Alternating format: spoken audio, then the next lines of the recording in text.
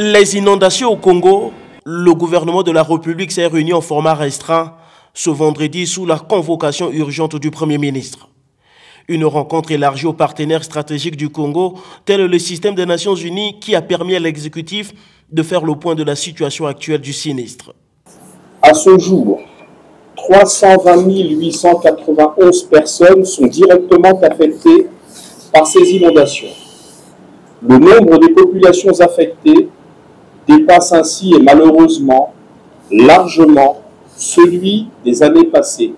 On note encore, pour le déplorer, 17 décès survenus dans les départements de la Likuala, des Plateaux, de Brazzaville et de Pointe-Noire. 6 personnes sont à ce jour portées disparues dans les départements de la Likuala et de la Cuvette. Plus de 2292 hectares de terres cultivées ont été inondés. Préoccupé par l'ampleur de la catastrophe, le gouvernement met en place un plan de contingence inondation. Ce plan est assorti d'un certain nombre de mesures d'urgence retenues en commun accord par toutes les parties prenantes. Au terme de la réunion, les mesures suivantes ont été retenues. Le déblocage immédiat des fonds pour assister les sinistrés, tel qu'annoncé lors du Conseil des ministres du 27 décembre 2023, soit la somme de 2 419 millions de francs CFA.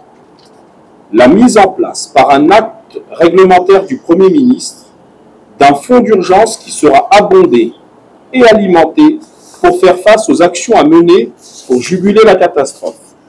Le déploiement rapide d'équipes humanitaires pour assister les sinistrés, délégation auxquelles les représentants du système des Nations Unies au Congo se sont engagés à prendre part. Ces décisions du gouvernement tombent à pic au moment où les populations sinistrées à travers le pays crient au secours aux autorités. Ce convoi humanitaire annoncé est désormais plus qu'attendu face à une crise qui n'a pas encore dit son dernier mot.